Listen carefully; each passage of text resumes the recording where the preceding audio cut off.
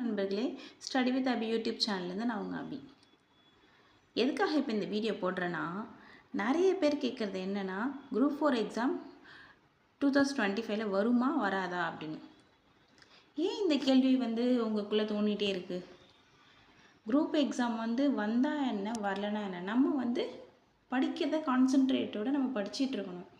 அடுத்த வருஷம் வந்துச்சுன்னா நமக்கு சந்தோஷம், அடுத்த வருஷம் வரலனா கொஞ்சம் சேட்னஸ். பட் இருந்தாலும் நம்ம நிறைய ரீகால் பண்ணுறதுக்கு டைமிங் கிடைக்கும் அப்படின்னு நினச்சி உங்களோட படிப்பை நீங்கள் அதில் மட்டும் கான்சன்ட்ரேட் பண்ணுங்கள். இன்னைய டே என்ன நீங்கள் ஒர்க் எடுக்கிறீங்களோ அதை நீங்கள் படிக்கணும்.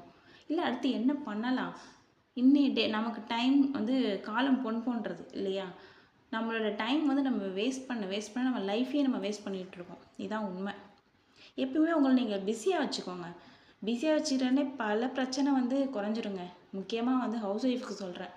ஏன்னா நம்மளாம் என்ன பண்ணுவோன்னா, வீட்டில் சும்மா நம்ம இருக்கிறோம், வேலையை முடிச்சுட்டு குழந்தைய பார்த்துக்குறோம் அப்படின்னு அந்த ஸ்ட்ரெஸ்லேயே நமக்கு எப்படி சொல்கிறது, ஹஸ்பண்ட்ட சண்டை போடணும், வீட்டில் மாமியார்கிட்ட சண்டை போடணும், டென்ஷன் கோபத்தை காட்டுறது, இதெல்லாம் நார்மலாகவே வந்துடும் இல்லையா? ஏன்னா நான் ஒரு ஹவுஸ் ஒய்ஃபாக இப்போ இருக்கிறதுனால நான் ஒர்க் பண்ணிகிட்டு இருந்தேன். கல்யாணத்துக்கு அப்புறம் இப்போ நான் ஹவுஸ் ஒய்ஃபாக தான் இருக்கேன், படிச்சிட்ருக்கேன்.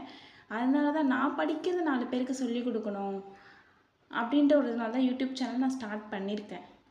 நான் படிச்சிட்ருக்கேன், 2 இயர்ஸாக படிச்சிட்ருக்கேன். இப்போ நான் ஃபுல்லாக பண்ணுறது எல்லாமே ரிவிஷன் தான் இல்லைங்களா? ஸோ அந்த டைமிங்க்கு நம்ம படிக்கிறத மற்றவங்களுக்கும் சொல்லி கொடுத்தா அவங்களுக்கும் உபயோகப்படுமே அப்படின்றதுனால தான் நான் சேனல் ஸ்டார்ட் பண்ணேன். இது நான் சேனல் ஸ்டார்ட் பண்ணி 1 இயர் ஆகிடுச்சு. பட் இருந்தாலுமே வீடியோஸ் நல்லா போட முடியல. போன வருஷம் நான் எக்ஸாம் படிச்சுட்டு இருந்ததுனால இப்போ நான் திரும்ப ஸ்டார்ட் பண்ணுறேன். ஒரு ஃப்ரீ கிளாஸ் இது, சரிங்களா? எக்ஸாம் வருமானு கேட்கும்போது ஏன் இப்படிலாம் கேட்குறாங்க? படிக்கிறது நம்ம படிச்சுட்டே இருக்கணும், போர்ஷனை முடிக்கணும், அதுதான் நம்ம வேலையே. போர்ஷன் நீங்கள் ஃபர்ஸ்ட் கம்ப்ளீட் பண்ணணும், அடுத்து தான் நீங்கள் எக்ஸாமை போய் கை வைக்க முடியும். எக்ஸாம் எப்போ வருது, எந்த நாள் வருது, எதுவுமே இப்போதைக்கு உங்களுக்கு தேவையில்லை.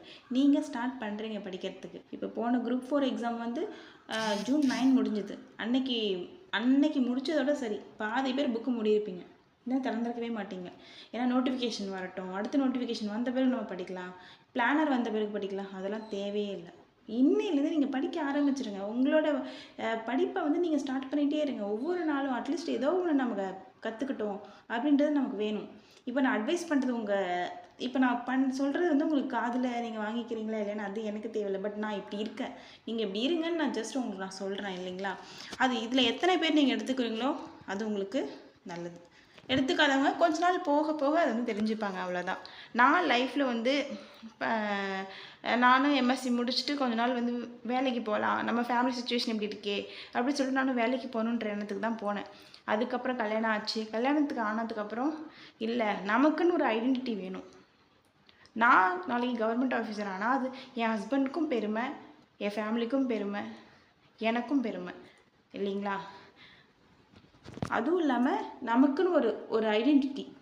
நான் என்னடா இது பிறந்தோம் வாழ்ந்தோம் செத்தோம் அப்படின்னு இல்லாமல் ஏதோ ஒன்று நம்மளால் சாதிக்க முடியும். பெண்ணாக இருந்தால் வீட்டிலே தான் இருக்கணுமா? அது ஒரு கவர்மெண்ட் வேலை வாங்குறது அப்படிங்கிறது சாதாரண விஷயமா? இல்லை.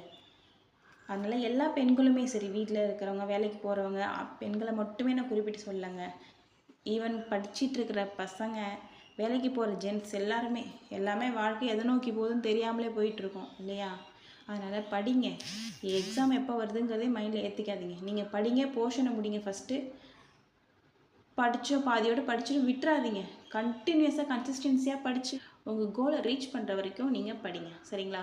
2025 எக்ஸாம் வந்தாலும் சரி, ஒருவேளை 90% வந்துடும் எக்ஸாம் 2025 கண்டிப்பாக குரூப் 4 எக்ஸாம் உண்டு. ஆனால் 10% இன்கேஸ் இல்லாமல் போனால் கூட நீங்கள் அதுக்காக மனசு தளர்ந்துடக்கூடாது. படிக்கிறத நீங்கள் படிச்சுக்கிட்டே இருக்கணும். நமக்கு எது நடந்தாலும் நன்மைக்கே அப்படின்னு நினச்சிட்டு படிங்க. தேங்க்யூ.